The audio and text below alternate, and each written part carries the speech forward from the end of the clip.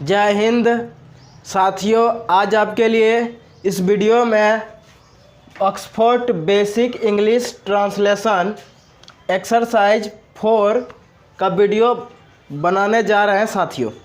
तो साथियों, आप हमारे इस वीडियो के लास्ट तक ले बने रहिए। इस एक्सरसाइज 4 आपको बिल्कुल आसानी से समझ में आने लगेगा। तो चलिए साथियों, देखिए स्टार्ट करते हैं। यहाँ पर देखिए क्या लिखा है। एक्सरसाइज 4 जो है कुछ सेंटेंस है, यानी कुछ हिंदी शब्द है और ये हिंदी नाम है। तो हिंदी नामों को इंग्लिश में करना है, बस यही काम इसमें करना है और कुछ नहीं करना है साथियों। तो थोड़ा यहाँ ध्यान दीजिएगा साथियों कि यदि आपके पास ये वाला बुक होगा, देखिए बुक कैसा बुक है, दिखाई दे रहा है साथियों।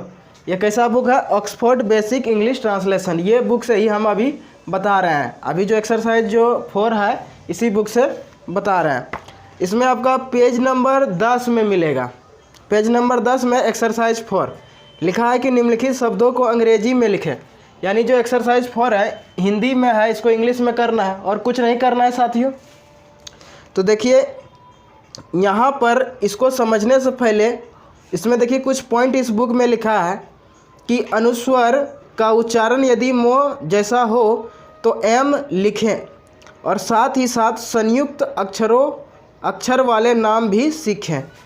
तो यहाँ पर थोड़ा समझिए साथियों कि अनुस्वर है, अनुस्वर ये जो है साथियों, इसको क्या पढ़ते हैं? अनुस्वर।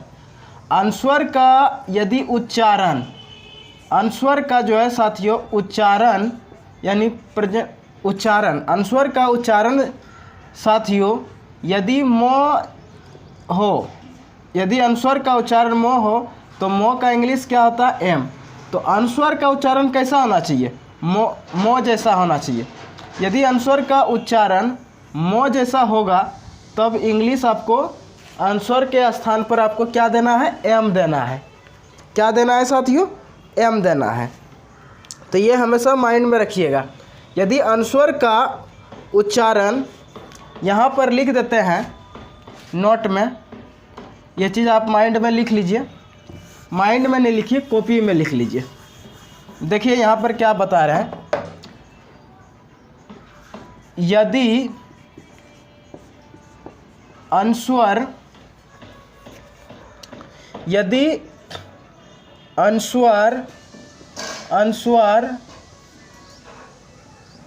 ब्रैकेट में लिख देते हैं, अनुस्वर का चिन्ह देते हैं। यदि अनुस्वर का उच्चारण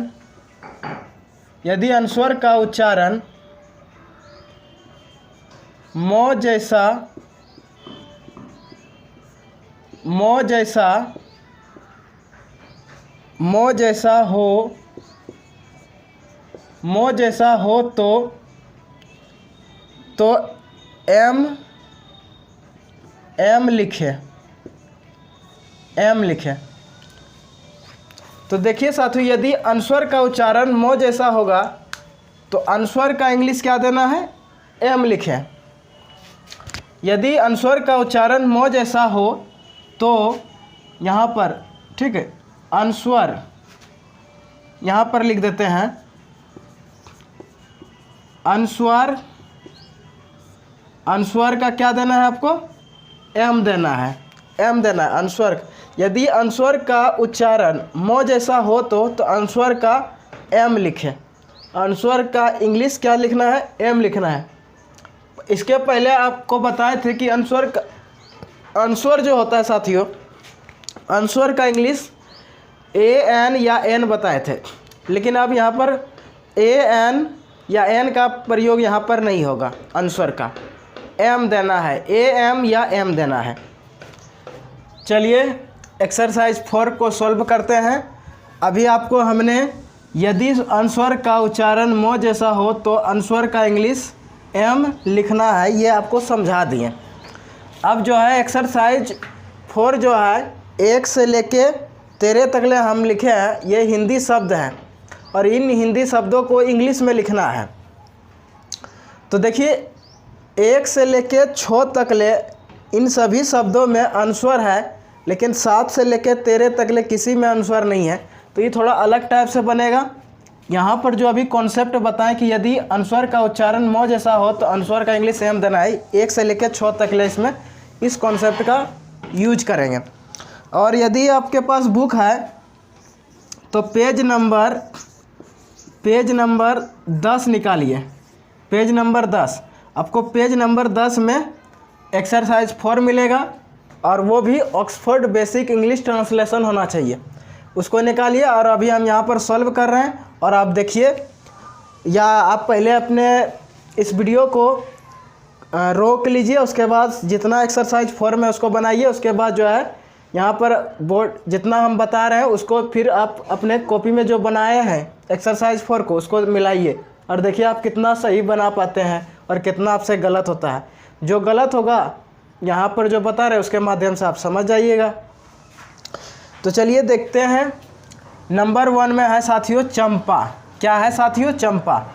थोड़ा ध्यान दीजिए कि जो यहाँ पर जो चंपा लिखा हुआ है, चंपा 2 तरह से लिख सकते हैं, या तो अनुस्वर लगा के या तो मने आधा मो लगा के, दोनों तरह से। चौअनुस्वर पाकर चंपा, चो मप्पो संजो आकर चंपा। तो इस तरह से चंपा आप लिख सकते हैं। समझ गए साथियों? तो यहाँ पर थोड़ा ध्यान दीजिए। नंबर 1 में है चंपा। क्या है साथियों? चंपा। तो चो का इंग्लिश क्या होता है? CH से चो होता है। CH से क्या होता है? चो होता है। और अनुस्वर का उच्चारण यदि मो जैसा हो, अनुस्वर का उच्चारण यदि मो जैसा हो तो इंग्लिश क्या देना है? एम देना है, या एम या AM देना है। एम या AM देना है, याद रखिएगा, M या AM देना है। तो यहाँ पर क्या देना है? अनुस्वर का स्थान, अनुस्वर का इंग्लिश यहाँ क्या देना है? AM। और पो का इंग्लिश आप जानते हैं, पो का इंग्लिश होता है P। और आकर का इंग्लिश आपको बताए थे क्या होता है साथियों? A होता है। ये हो गया चंपा, ये आपका बन गया। दूसरा नंबर में है पंपा। तो पो का इंग्लिश P होता है और अनुस्वर का इंग्लिश यहाँ क्या देना है? AM। अब पो का P और आकर का A हो गया पंपा। अम्बा। तो O का इंग्लिश देना है A, अनुस्वर का इंग्लिश यहाँ पर M देना है। अब बो का इंग्लिश B, आकर का A, अम्बा। अब यहाँ चंपा में AM, पंपा में AM, तो अम्बा में AM क्यों नहीं दिए? तो देखिए साथियों, यदि आप सोच रहे हैं कि A फिर AM BA, तो ये भी सही है, दोनों तरह से बना सकते AM BA या AM BA, इस तरह भी बन सकता है। ये गलत नहीं होगा साथियों, समझ गए? तो चलिए आपको दोनों तरह से हम बता दिए। अब यहाँ पर देखिए रंभा, 4 नंबर में रंभा। रो का इंग्लिश क्या होता है? R। और अनुस्वर का इंग्लिश यहाँ पर जो उच्चारण हो रहा है मो जैसा, इसलिए AM दे रहे हैं। भो का इंग्लिश जानबे करते हैं आप लोग, BH से भो, आकर का A, हो गया रंभा। 5 नंबर में है खंभा। खो का इंग्लिश KH, अनुस्वर का AM, भो का BH, आकर का A, ये हो गया खंभा। संभा। तालमसो का इंग्लिश क्या होता है? SH और आकर का A। अब मो का इंग्लिश देना है आपको M, अब भो का BH, आकर का A, ये हो गया संभा। तो इस प्रकार से 1 से लेकर 6 तक ले में अनुस्वर था और इन अनुस्वर के स्थान पर अनुस्वर का इंग्लिश N नहीं दे के हमने AM और कहीं कहीं M भी लगाए। समझ गए साथियों? तो यहाँ पर 1 से लेकर 6 तक ले में M का प्रयोग करें, यानी यहाँ पर जो यदि अनुस्वर का उच्चारण मो जैसा हो तो अनुस्वर का इंग्लिश M या AM लिखें। ये कॉन्सेप्ट इस 1 से लेकर 6 तक ले हिंदी जो शब्द है, हिंदी जो नाम है, इनमें प्रयोग किए। अब यहाँ पर 7 से लेकर 13 तक ले अनुस्वर नहीं दिखाई दे रहा है, तो इनको जो है अलग तरीक़ा से बनाएंगे। अभी जो यहाँ पर लिखा है इसे क्या करते हैं? रफ कर देते हैं, क्योंकि इसका अभी हमें इन कॉन्सेप्ट में 1 से लेकर 13 तकले नामों में प्रयोग नहीं होगा, तो इसलिए इसको क्या करते हैं, रफ कर देते हैं।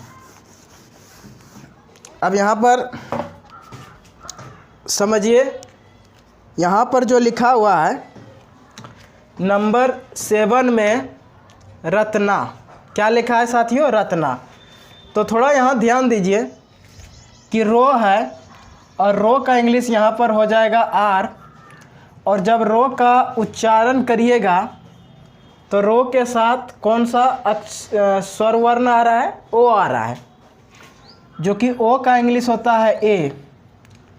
और ये आधा नो, रो दोनों संजू आकर रत्ना, यानी आधा नो, आधा तो और पूरा नो, तो आधा तो है तो इसका इंग्लिश क्या होगा, टी। लेकिन थोड़ा ध्यान दीजिए कि यहाँ पर कुछ इस प्रकार से है, दोनों संजू, यानी ये तो जो है इस नो में क्या है, टच किया हुआ है, यानी चिपका हुआ है। तो यहाँ पर ए नहीं इंग्लिश देंगे, एन का इंग्लिश देंगे और आकर का इंग्लिश दे देंगे। तो ये हो गया रत्ना। ये क्या हो गया साथियों, रत्ना हो गया।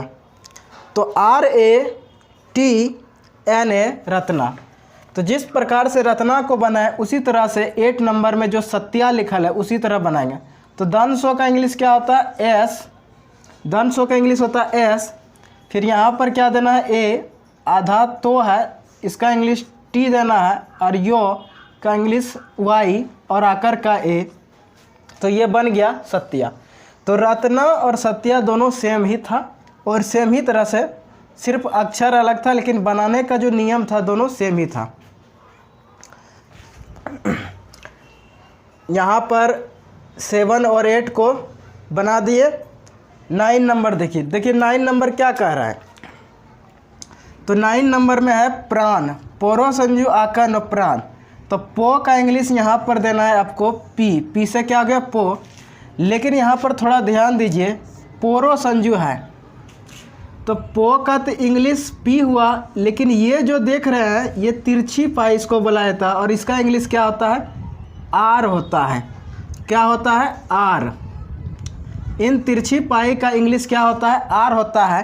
फिर यहाँ देखिए आकर है, आकर का इंग्लिश आपको ए देना है, और ये मूर्धन तनों का इंग्लिश एन देना है। तो ये आपका बन गया, क्या बन गया साथियों, प्राण। 10 नंबर में है त्राण, त्रो, त्रो का इंग्लिश क्या होता है, टी आर से त्रो, आकर का ए देना है और मूर्धन तनों का एन, ये हो गया त्राण। अन्ना, ओ का इंग्लिश क्या देना है, ए, उसके बाद दंत नो का इंग्लिश एन, और ये दोनों, ये दंत नो और ये दंत नो दोनों एक साथ है, इसलिए यहाँ पर ए नहीं देंगे, इसका भी एन देना है, फिर आकर का ए। तो ये हो गया अन्ना। पन्ना देखिए, तो पो, उसके बाद यहाँ पर आपको ए देना है, फिर नोनो संजू है तो डबल एन आकर है, पन्ना। 13 नंबर में मन्ना, तो मो का इंग्लिश क्या हो गया, एम, क्या हो गया साथियों, एम हो गया। मो का इंग्लिश जो है एम हो गया, फिर ए, डबल एन ए, मन्ना। तो यहाँ पर थोड़ा ध्यान दीजिए कि यहाँ पर प्राण था, त्राण, प्राण और त्राण दोनों एक ही जैसा बन रहा है, सिर्फ इतना अंतर है कि पोरो संजू है और यहाँ त्रो है, बस। तो पोरो संजू, पो का इंग्लिश पी, और ये जो तिरछी पाई है इंग्लिश इसका आर होता है। क्या होता है साथियों, आर होता है। तो पी आर, पोरो संजू का इंग्लिश क्या होगा, पी आर। तो उसी तरह पी आर दिए, फिर आकर यहाँ देख रहे हैं जिसका इंग्लिश हुआ ए, और उसके बाद मूर्धन तनों की इंग्लिश यहाँ एन दे दिया, प्राण बन गया। 10 नंबर में त्राण था, तो त्रो, यहाँ पर जो देख रहे हैं त्रो, और ई त्रो का इंग्लिश क्या होता है, टी आर से त्रो होता है, टी आर से त्रो, और उसके बाद आकर का इंग्लिश ए और मूर्धन तनों का एन, हो गया त्राण। अब यहाँ पर 11, 12, 13 जो कि तीनों सेम नंबर, सेम नाम था। तो अन्ना, पन्ना, मन्ना। तो अन्ना में ओ का इंग्लिश ए होता है, और यहाँ पर देखिए ओ का इंग्लिश ए दिए, और नन्नो संजू है, बताया था ना कि जैसे कि आधा तो और नो, दोनों संजू के बारे में जैसे कि बताया था कि यहाँ टी एन हुआ, उसी तरह नन्नो संजू है, दोनों एक साथ सटा हुआ है, चिपका हुआ है, इसीलिए यहाँ पर ई नो एन और इस एन के बीच में ए नहीं पड़ा। तो ए डबल एन ए हो गया, आकर का ए, अन्ना। तो पन्ना, तो पो का इंग्लिश पी, और उसके बाद पो का उच्चारण जब करिएगा तो उसके साथ ओ या आ ऐसे कुछ शब्द आ रहा है, अक्षर आ रहा है जिसका इंग्लिश ए होता है। और नो है तो नो का इंग्लिश एन, फिर नो का इंग्लिश एन, फिर आकर का ए, पन्ना। मन्ना भी उसी तरह बनाए साथियों। तो मो का इंग्लिश एम, मो का उच्चारण करते हैं उसके साथ ओ शब्द आ रहा है, जिस तरह से पो का उच्चारण करते हैं उसके साथ ओ आया, इसलिए पी ए हुआ। इसीलिए मो का इंग्लिश यहाँ पर एम ए देंगे। क्यों? क्योंकि मो का यहाँ पर थोड़ा समझिए कि यदि मो हलंत अजोड़ ओ दीजिएगा तो ये पूरा मो बनेगा, ठीक है। पो हलंत ओ देंगे तो ये पूरा पो बनेगा।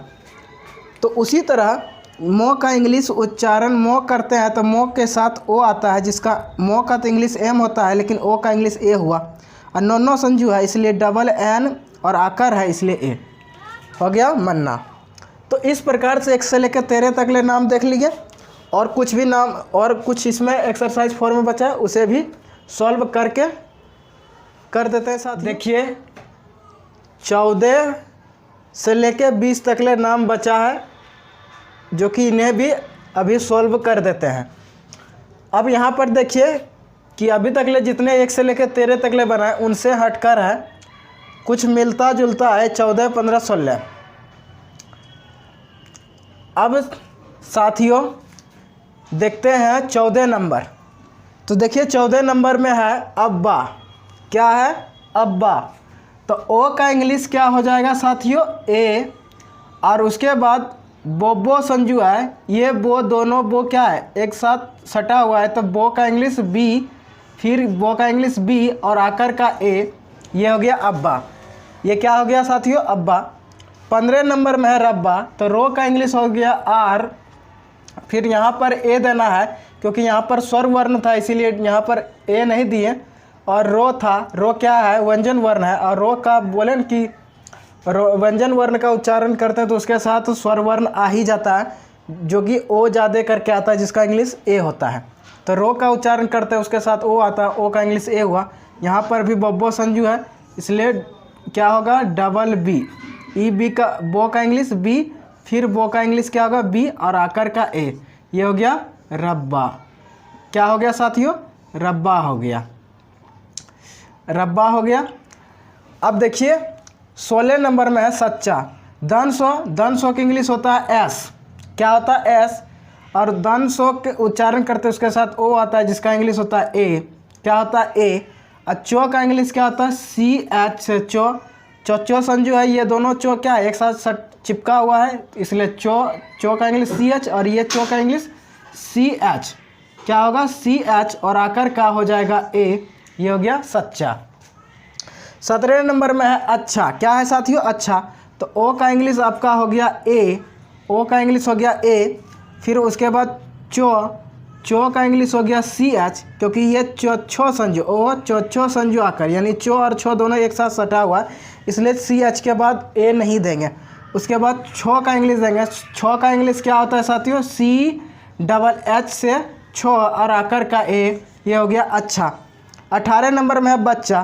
तो बो का इंग्लिश होता है बी से क्या होता है? बो। उसके बाद यहाँ पर ए देना है क्योंकि बो एक व्यंजन वर्ण है, और व्यंजन वर्ण का उच्चारण करते हैं उसके साथ ओ आता है जिसका इंग्लिश ए होता है। तो चो का इंग्लिश हो गया सी एच से चो, फिर सी एच से चो, और आकर का ए, हो गया बच्चा। क्या हो गया साथियों? बच्चा। अब यहाँ पर देखिए 19 नंबर में है कच्चा। तो को का इंग्लिश होता है के से को, और को एक व्यंजन वर्ण है, स्वर वर्ण नहीं है, और को के साथ ओ आता है जिसका इंग्लिश आता है उच्चारण करने पर ओ आता है जिसका इंग्लिश होता है ए। चो का इंग्लिश हो गया सी एच, फिर ये चो का इंग्लिश हो गया सी एच, और आकर का हो गया ए, हो गया कच्चा। 20 नंबर में है लल्ला। तो लो का इंग्लिश होता है एल, और लो का उच्चारण करते उसके साथ आता है ओ, और ओ का इंग्लिश होता है ए, ओ का इंग्लिश होता है ए, फिर लो का इंग्लिश हो जाएगा क्या हो जाएगा? एल। लो का इंग्लिश हो गया एल, फिर ये भी लो का इंग्लिश हो गया एल, फिर आकर का हो गया ए, ये हो गया क्या साथियों? लल्ला। तो इस प्रकार से हमने एक्सरसाइज 4 को 1 से लेकर 20 तक ले नाम था, इसको हम सॉल्व करवा दिए साथियों। तो इस वीडियो को देखने के लिए धन्यवाद।